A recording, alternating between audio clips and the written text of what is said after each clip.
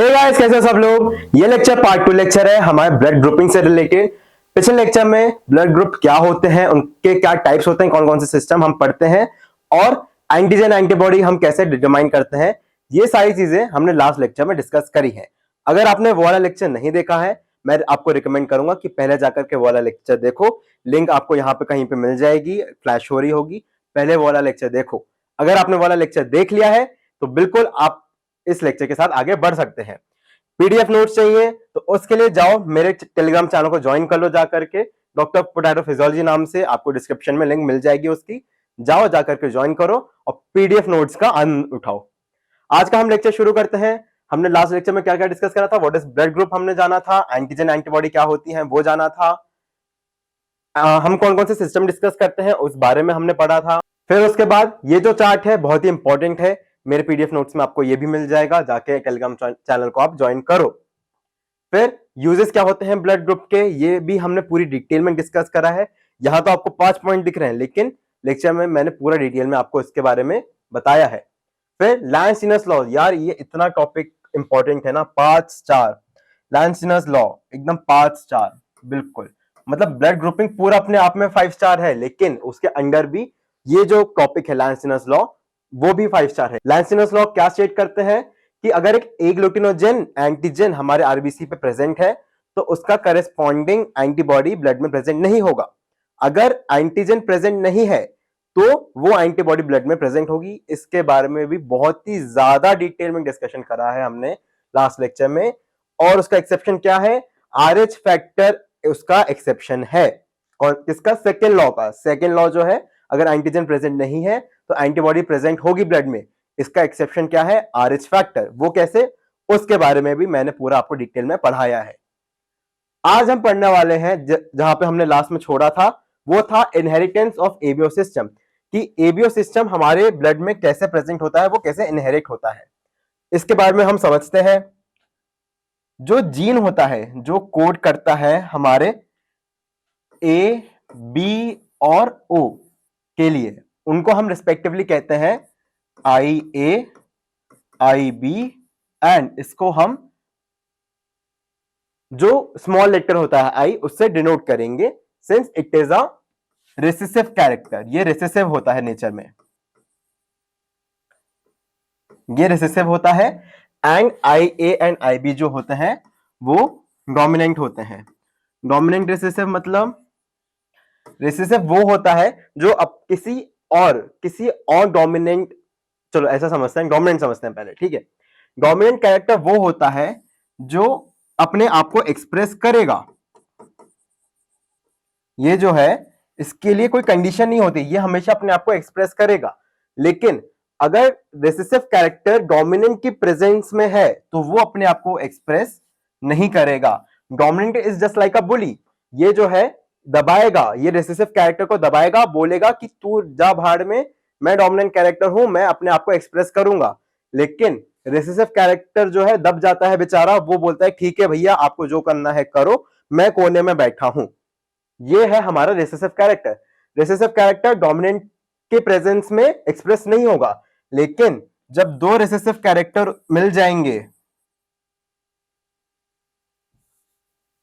जब दो recessive characters मिल जाएंगे तो वो अपने आप को एक्सप्रेस करेंगे, तो वो अपने आप को एक्सप्रेस करेंगे।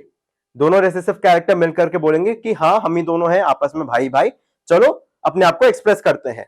क्लियर। अब जो हमारा ब्लड ग्रुप होता है वो कैसे इनहेरिट होता है, हमें जानते हैं कि एक हाफ जो होता है हमारे जीन्स का वो आता है हमारे फादर से और एक हाफ होता है हमारी मदर से आता है। सो जो हमारे पेरेंट्स है, this is our parent 1, this is our parent 2 and this is us. Okay, I will simply say, अगर पेरेंट 1 के पास आई ए का जीन है एंड पेरेंट 2 के पास भी आई ए का जीन है, दोनों डोमिनेंट हैं, दोनों डोमिनेंट भी क्या बोलते हैं, तू भाई आ जाओ, दोनों अपने आप को एक्सप्रेस करें, तो उस केस में हमारा जो एंटीजन होगा आरबीसी की सरफेस पे प्रेजेंट, वो ए एंटीजन प्रेजेंट होगा। क्लियर। उस केस में एंटीबॉडी कौन सी प्रेजेंट होगी, जो एंटीजन एब्सेंट है, कौन सा, एंटी बी,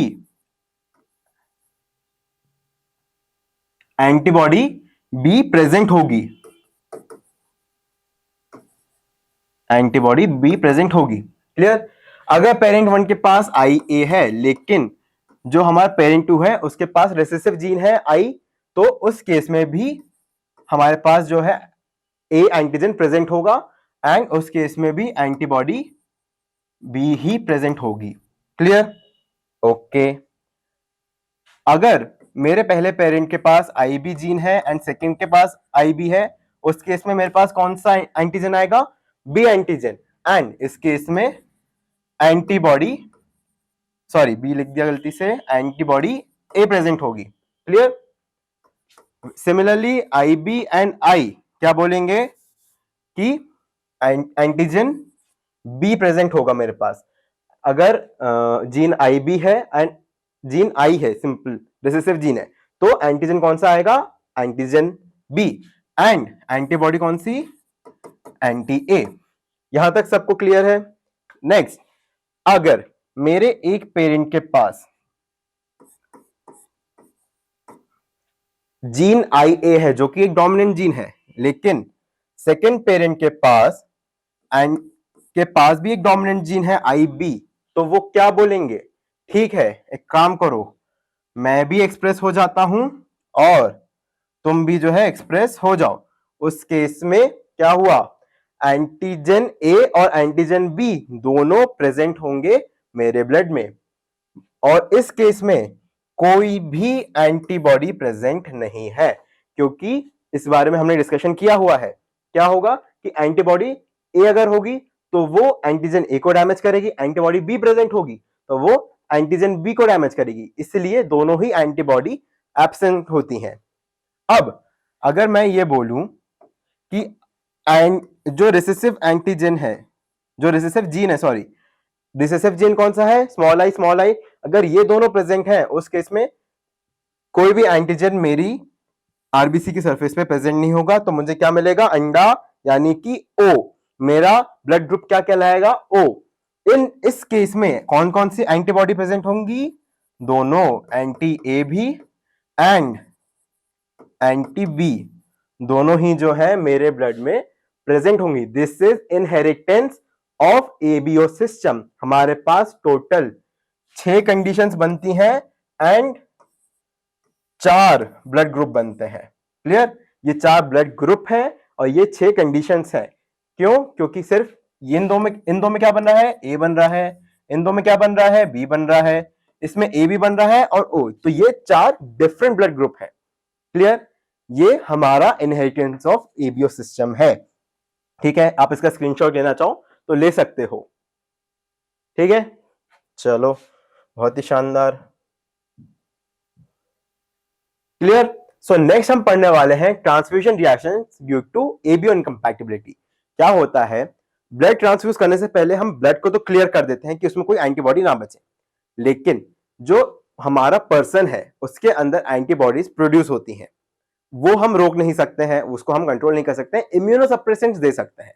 बट क्या होता है, अगर मैं किसी को गलत ब्लड ग्रुप चढ़ा दूं, जैसे कि मान लो मेरा ब्लड ग्रुप ए है और मेरे को किसी ने ब्लड ग्रुप बी चढ़ा दिया है, तो उस कंडीशन में क्या होगा? मेरे पास कौन सी एंटीबॉडीज हैं? एंटी बी, क्योंकि मेरा ब्लड ग्रुप क्या है? मेरे पास एंटी बी एंटीबॉडीज हैं क्योंकि मेरा ब्लड ग्रुप ए है। ठीक है, एंटी बी। आने वाला ग्रुप कौन सा है? वो भी बी है, तो ये जो है इसके खिलाफ एक्ट करेंगी और इसको कहते हैं हम, ये उसको कोगुलेट कराएंगे, उसके खिलाफ एग्लूटिनेशन रिएक्शंस कराएंगी।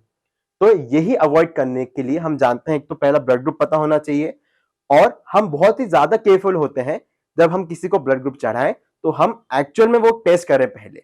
अगर सामने वाले पे हम ट्रस्ट करें तो ठीक है, आपने बोला कि हमारे पास ब्लड ग्रुप ए है, बट मैं स्टिल उसको टेस्ट करूंगा, ये कंफर्म करूंगा कि हाँ आपका जो ब्लड ग्रुप है ए ही है, वरना क्या होगा, मैंने तो गलती से चढ़ा दिया, आपकी लाइफ थ्रेटनिंग हो जाएगी, वो आपके लिए लाइफ थ्रेटनिंग हो जाएगा, आपके लिए फेटल हो जाएगा। ठीक है, तो क्या हुआ? ट्रांसफ्यूजन रिएक्शंस क्या हुए कि मैंने गलती से कोई और ब्लड ग्रुप चढ़ा दिया, उस वजह से जो रिएक्शंस कॉज होंगे उनको हम कहते हैं transfusion reactions. Clear? So transfusion reactions are the adverse reactions in the body which occur due to transfusion error. गलती से कोई और मिसमैच ब्लड हमने चढ़ा दिया, मिसमैच कर दिया, ए की जगह बी चढ़ा दिया। Clear? Transfusion reaction due to ABO group incompatibility can be severe and even life threatening. ये सीवियर हो सकता है, लाइफ थ्रेटनिंग हो सकती है। जॉइंटिस हो जाता है जनरली इन केस में, क्योंकि हीमोलाइसिस शुरू हो जाता है। हीमोलाइसिस यानी कि आरबीसी का टूटना, उनका breakdown. Clear? ABO incompatibility occurs when a person receives blood from a donor with a different ABO blood type। ए की जगह अगर मैं बी चढ़ा दूं, हमारे 4 ग्रुप्स कौन से हैं? ए है, बी है, ए बी है एंड ओ है। हम जो है ब्लड तो क्लियर कर देते हैं, जो चढ़ाने वाले हैं एंटीबॉडीज फ्री कर देते हैं उसको, लेकिन जो हमारी बॉडी में एंटीबॉडीज बन रही है, यहाँ पे बी बनेगी, स्मॉल बी से मैं डिनोट कर रहा हूं, यहाँ ए बनेगी, यहाँ कोई नहीं बनेगी, और यहाँ दोनों बन रही हैं। तो एंटीबॉडीज मैंने आने वाली तो डिस्ट्रॉय कर दी, लेकिन मेरी बॉडी में तो बन रही हैं। So what will happen is that अगर मैंने इसको बी चढ़ा दिया तो रिएक्शन कॉज हो जाएगी, अगर मैंने इसको ए चढ़ा दिया तो रिएक्शन हो जाएगी। इस केस में एबी ग्रुप वाले बहुत ही लकी हैं। क्यों? क्योंकि उनकी बॉडी में कोई भी एंटीबॉडी प्रोड्यूस नहीं हो रही। क्या हो रहा है? ए है, बी है, ए बी है एंड ओ है। सो ए के पास तो एंटीबॉडी है, बी के पास तो एंटीबॉडी है, लेकिन ए बी के पास कोई एंटीबॉडी नहीं है, दोनों ही नहीं है, और ओ के पास तो दोनों ही है। So what will happen is कि ए बी ग्रुप ए भी ले सकता है, बी भी ले सकता है एंड ओ भी ले सकता है, क्योंकि हमने एंटीबॉडीज जो हम ब्लड डाल रहे हैं, हम जो ट्रांसफ्यूज कर रहे हैं, उसमें से डिस्ट्रॉय कर दी है, और एंटीजन कोई प्रेजेंट है ही नहीं इसमें, तो ये क्या डिटेक्ट करेगा? कुछ नहीं। हमारी बॉडी है ना, वो कोई अगर एंटीजन होगा तो उसको डिटेक्ट करेगी, लेकिन ओ के केस में क्या होता है? कोई एंटीजन प्रेजेंट ही नहीं है। दैट इज वाई हमारे पास 2 स्पेशल कंडीशन बनती हैं। क्या? ए बी को हम बोलते हैं यूनिवर्सल एक्सेप्टर। कुछ लोग होते हैं ना जो खून चूसते हैं आपका, वो ए बी ग्रुप वाले ही हैं। ठीक है? ए बी ग्रुप वाले आप ऐसा समझ लो किसी का भी खून चूस सकते हैं, और ओ ग्रुप वाले क्या है? वो यूनिवर्सल डोनर है, वो यूनिवर्सल डोनर है, वो किसी को भी ब्लड दे सकते हैं। क्लियर? सो क्यों? क्योंकि ए बी वालों के पास कोई भी एंटीबॉडी नहीं है, और हम ओ जो होता है उसकी एंटीबॉडी क्लियर कर देते हैं। सिंस कोई एंटीजन डिटेक्ट ही नहीं हो रहा, तो आप एंटीबॉडी किसके खिलाफ बनाओगे? अगर आपके पास कोई सबूत ही नहीं है, तो आप किसी के खिलाफ क्या कंप्लेन करोगे? आप उसके अगेंस्ट क्या कंप्लेन कर सकते हो? आपके पास कोई सबूत ही नहीं है। तो यही सेम चीज होती है ओके केस में। क्लियर? क्लियर नहीं है आप वीडियो को वापस से देख सकते हैं, नहीं तो आप मुझसे मेरे इंस्टाग्राम पे या फिर यूट्यूब कमेंट सेक्शन में डाउट्स पूछ सकते हैं। ठीक? तो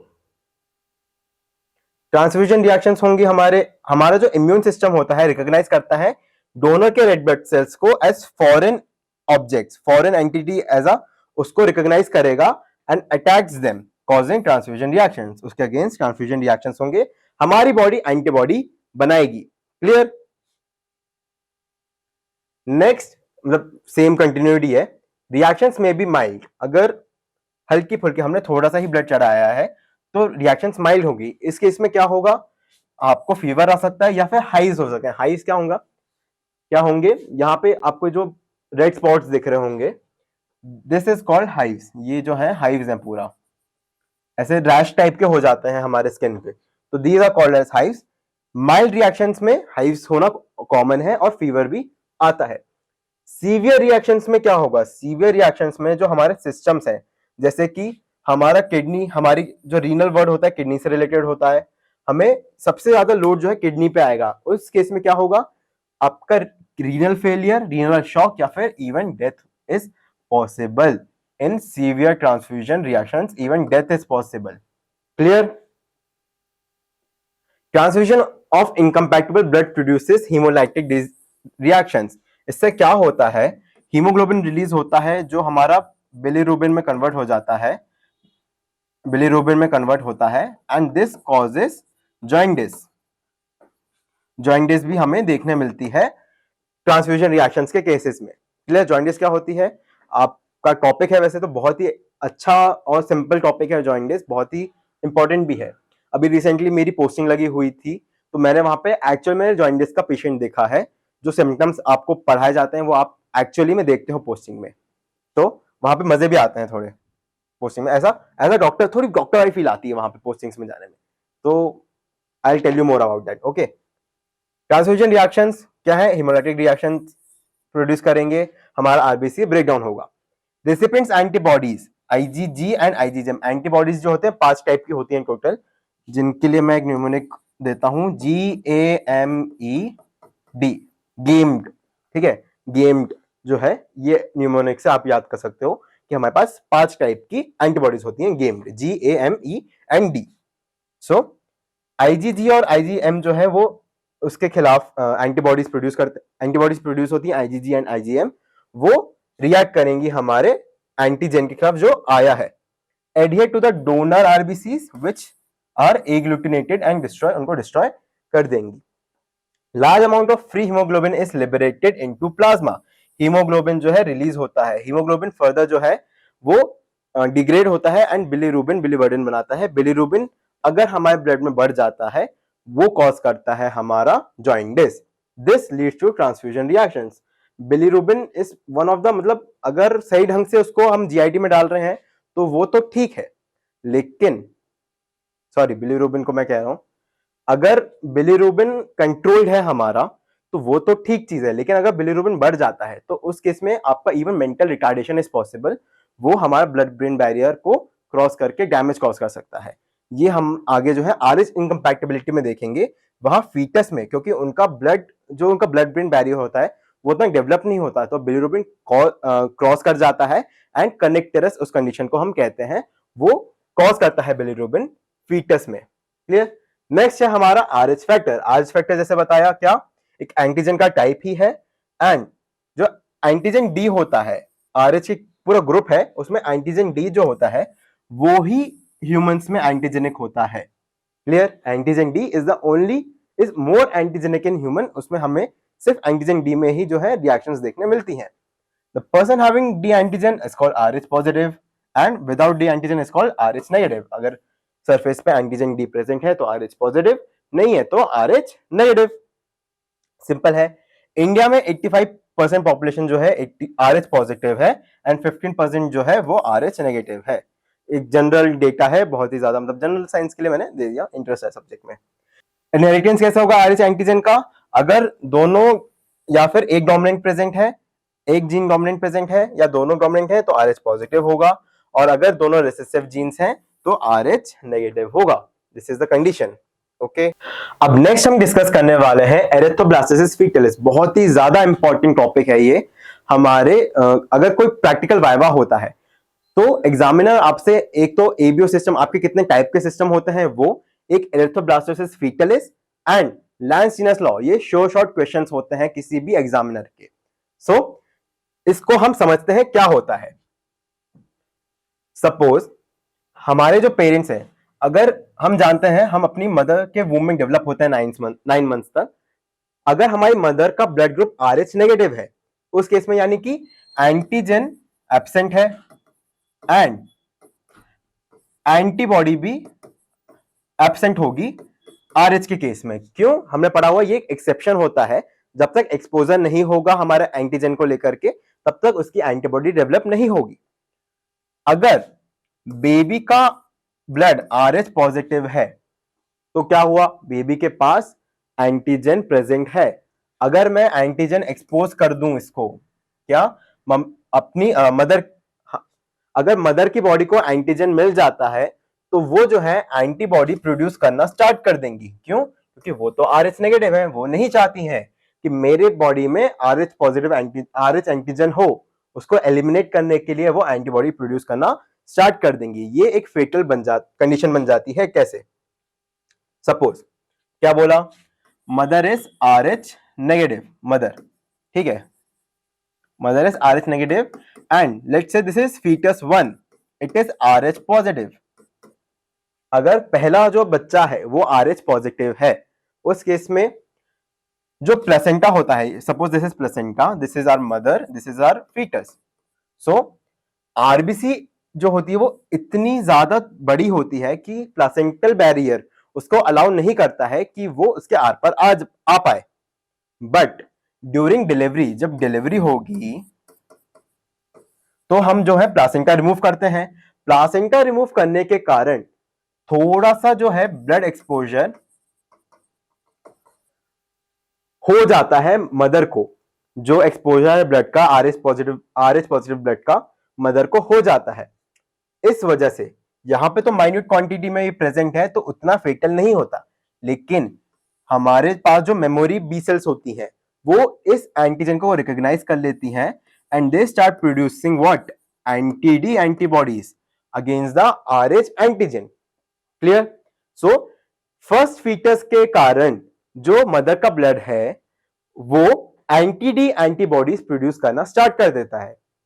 क्लियर? नाउ लेट्स से ये फीटस तो बच गया, ये तो उसको कुछ नहीं हुआ, उसको कोई नुकसान नहीं हुआ, इसके लिए तो सब ठीक था। लेकिन अब क्या होगा, लेट्स से जो सेकंड फीटस है बाय चांस वो भी आरएच पॉजिटिव हुआ, हमारा जो सेकंड फीटस है वो भी आरएच पॉजिटिव है। इस केस में क्या हुआ, मैंने क्या बोला था, जो आरबीसी है उसके पास एंटीजन है तो वो तो क्रॉस नहीं कर पाता है। ठीक है, ये हमारी आरबीसी है जिसके पास एंटीजन है। बट जो एंटीबॉडी होती है,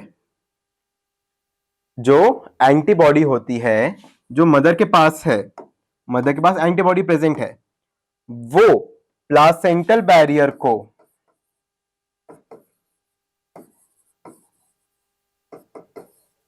क्रॉस कर सकती है। Antibodies can cross placental barrier. What will happen in this case? The fetus is Rh positive. The blood gives out what? Antibodies, anti-D antibodies which act against Rh positive blood. Transfusion reactions will occur because anti-D bodies are present now in what? In fetus blood. fetus के blood में अब जो है antibodies आ चुकी हैं, वो antigen के against act करने लग जाएंगी एंड जो है फीटस को डैमेज करने लग जाएंगी। ये जो है this condition is called erythroblastosis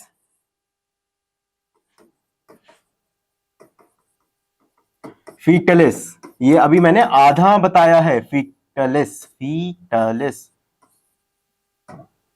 ये मैंने जो है अभी आधी बताई है। हम बस उस पार्ट तक पहुंचे हैं कि अभी एंटीबॉडी जो है क्रॉस कर गई है और वो आ गई है हमारे फीटस के ब्लड में। अब क्या होगा, अब ये होगा कि जो फीटस की आरबीसी है वो डिस्ट्रॉय होने लगेगी। ठीक है, जो फीटस की जो आरबीसी है वो due to the antibodies destroy होने लगेंगी। हमारे पास एंटी-डी एंटीबॉडीज आ गई, ये जो है पॉजिटिव है उसको लेकर के, तो ये इसके अगेंस्ट एक्ट करने लगेंगी। इससे क्या होगा, हीमोलिसिस हो जाएगी, आरबीसी काउंट डिक्रीज हो जाएगा। अब हम जो फीटस है उसकी बॉडी ये बोलती है कि भाई सुन bone marrow,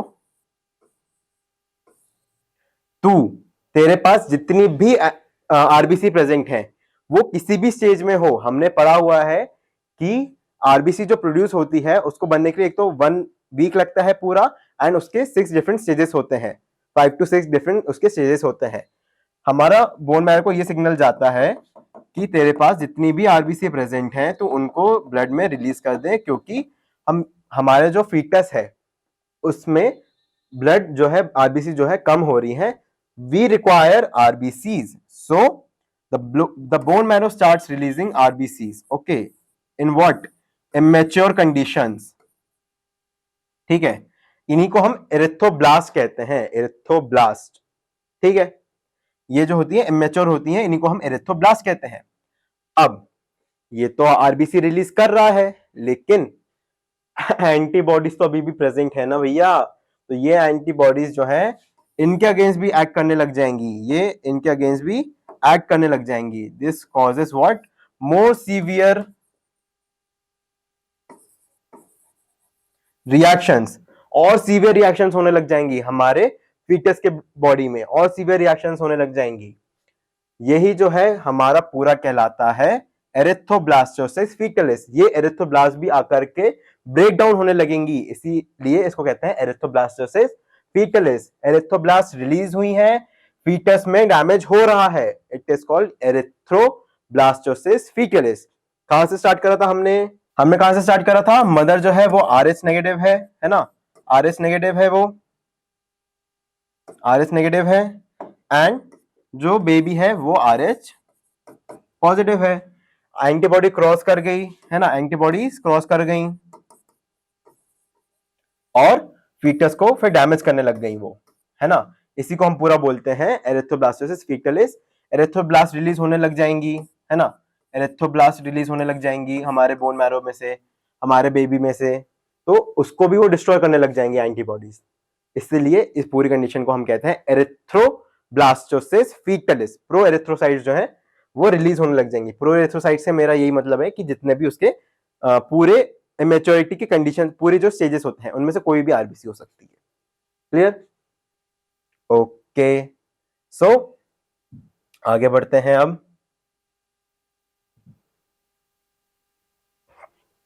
Due to RH incompatibility, difference between the RH blood group of the mother and the baby, mother and baby उन दोनों का ब्लड ग्रुप मैच नहीं करता है।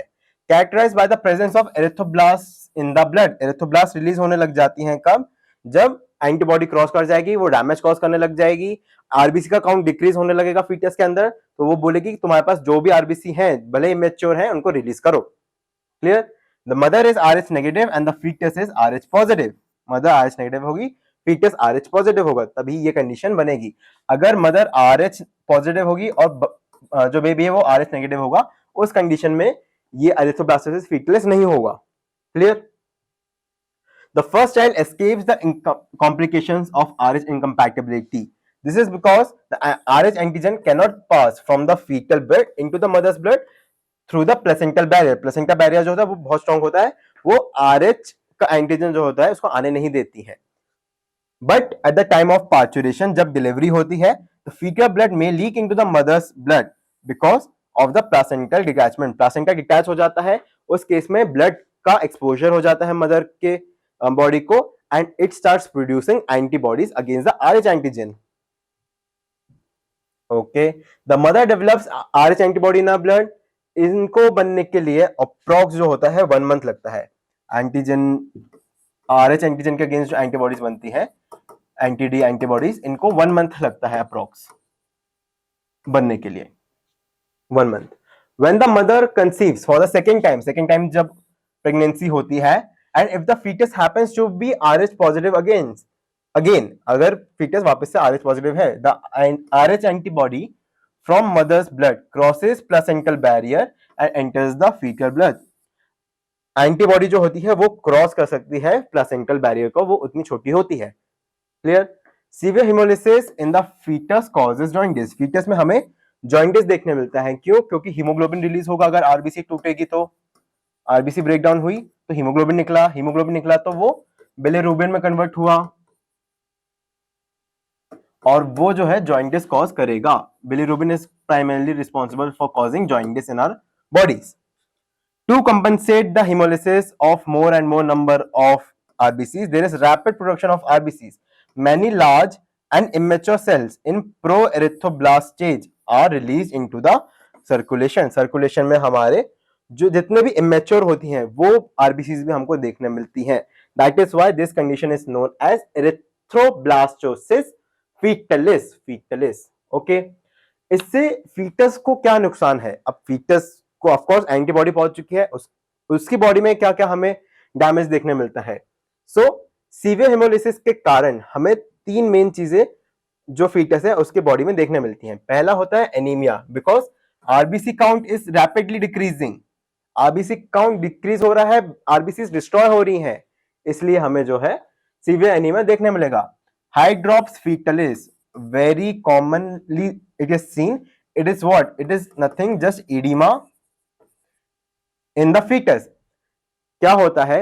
जब आरबीसी टूटने लगी है तो उसका कुछ कॉन्सेंट्रेशन ग्रेडियंट चेंज होगा, उस वजह से हमारा जो बॉडी है, फीटस का बॉडी जो है, उसमें इडीमा हमें जगह जगह देखने मिलेगा, हमें वहां पे जगह जगह फ्लूइड रिटेंशन देखने मिलेगा। This is hydrops fetalis. Hydrops represents here fluid and fetalis represents the fetus. Okay, so hydrops fetalis is just fluid retention in the fetus. Clear? Connecterus. Connecterus is the brain damage. Is the brain damage. Bilirubin जो blood brain barrier होता है children में वो उतना develop नहीं होता है और बिलिरुबिन उसके थ्रू आर पार जा सकता है। सो बिलिरुबिन का डिपोजिशन ब्रेन में कॉज करता है उसका रिटार्डेशन, ब्रेन रिटार्डेशन कॉज करेगा, ब्रेन डैमेज कॉज करेगा, which can be permanent. Okay, so bilirubin is a very dangerous compound है, वो बहुत ही ज्यादा डेंजरस केमिकल है जो हीमोग्लोबिन के डिग्रेडेशन से बनता है and it causes kernicterus in fetus. So severe anaemia, excessive hemolysis results in anemia and the infant dies when the anemia becomes severe। Fetus की जो है डेथ भी हो सकती है। Okay, hydrops fetalis serious condition in fetus characterised by the oedema. Fluid retention को हम oedema कहते हैं। Severe haemolysis results in development of oedema and enlargement of liver, spleen and cardiac failure. अगर ब्लड वॉल्यूम बढ़ जाती है तो heart की उतनी एफिशिएंसी नहीं बचती है कि उसको पंप कर पाए and this results in cardiac failure. Connecterus is the form of brain damage in infants caused by severe jaundice। क्यों? क्योंकि jaundice जो है वो भी बिलिरुबिन के एक्सेसिव अमाउंट से कॉज होता है and connecterus is also caused due to the excessive amount of bilirubin। तो पहले jaundice अपीयर होगा and furthermore it will cause connecterus। Connecterus develops because of high bilirubin content। High bilirubin content के कारण connecterus develop होता है। Clear? Prevention और treatment for erythroblastosis fetalis, हम इसको कैसे क्योर करते हैं? अगर हमें टाइमली ये पता चल जाए कि जो फीटस डेवलप हो रहा है उसका ब्लड RH नेगेटिव है, सो हम जो है 28th एंड 34th वीक में 28th and 34th week of gestation जब फीटस डेवलप हो रहा होता है तब हम एंटी-डी एंटीबॉडीज, मतलब हमारी एक होती एंटीबॉडी डी बनी है, एंटीबॉडी डी के अगेंस्ट एक्ट करने वाली एंटीबॉडीज वो हम प्रोवाइड कर दें तो क्या होगा? एंटीबॉडीज जितनी डी है वो खत्म हो जाएंगी। इस केस में हमारा जो फीटस है वो सक्सेसफुली डिलीवर हो जाएगा and it will live without any serious conditions. Clear? RH negative and fetus is RH positive. Mother is found to be RH negative and the fetus is found to be RH positive. Anti-D should be administered to the mother at 28th and 34th weeks of gestation. If RH negative mother delivers RH positive baby, ठीक है, हम first उसकी बात कर रहे हैं, first foetus first delivery की बात कर रहे हैं, then anti-D should be administered to the mother within 48 hours of the delivery। पहले जो 2 दिन होते हैं 48 आवर्स होते हैं डिलीवरी के, उसके अंडर मदर को एंटी-डी का इंजेक्शन दिया जाता है, एंटी-डी का injection. Clear? This develops passive immunity and prevents the formation of antibodies. Antibodies leak हो गए हैं, मदर की बॉडी में पहुंच गए हैं, इससे पहले कि मदर की बॉडी उन्हें डिटेक्ट करके उनके अगेंस्ट एंटीबॉडीज बनाना शुरू करे, वो RH एंटीजन पहुंच चुका है।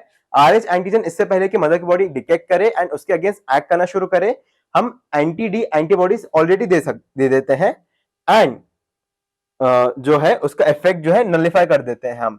एंटीजन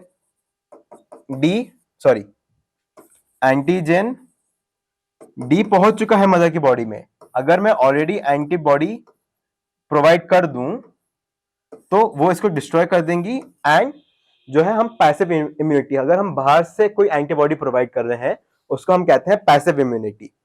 तो इस केस में एंटीजन डिस्ट्रॉय हो गया है एंड फर्दरमोर मदर की बॉडी जो है वो एंटीबॉडी प्रोड्यूस नहीं करेगी क्योंकि उसको सबस्ट्रेट ही नहीं मिल रहा, उसको एंटीजन ही नहीं मिल रहा कि वो किसके खिलाफ एंटीबॉडी बनाए। क्लियर? सो ये होता है हमारा प्रिवेंशन, हम कैसे एरिथ्रोब्लास्टोसिस फीटलिस को क्योर करते हैं। And this is the end, ये हमारा लास्ट टॉपिक था आज के वीडियो का, आज के लेक्चर का। अगर आपको वीडियो पसंद आ रही हो, आपके कॉन्सेप्ट्स क्लियर हो रहे हो, वीडियो भले बड़ी बन जाती है, आई नो थोड़ी सी, बट आपके कॉन्सेप्ट्स क्लियर होना ज्यादा इंपॉर्टेंट है as compare to a short video. आप इनको 2x पे देखो, मेरे को कोई दिक्कत नहीं, आपको सब समझ में आएगा, आप आई नो आप देख ही रहे होगे और वैसे भी। सो आपको अगर वीडियोस पसंद आ रही हो तो चैनल को सब्सक्राइब करना जरूर। टेलीग्राम पे आप ज्वाइन कर सकते हो मेरे चैनल को, वहां पे आपको फ्री पीडीएफ नोट्स मैं प्रोवाइड कर रहा हूं, और साथ ही साथ वहां पे हम क्वेश्चन आंसर्स का एक राउंड भी रखते हैं। ऐसा मैं कोशिश करता हूं कि आपको एक रोज का एक क्वेश्चन दूं related to the unit which is going on. So please do join the Telegram channel and also follow me on Instagram. तो यार इसी के साथ आज का वीडियो एंड करते हैं। अगर आपको वीडियो पसंद आई हो तो लाइक करना, शेयर करना, सब्सक्राइब करना। मिलते हैं अगली वीडियो में।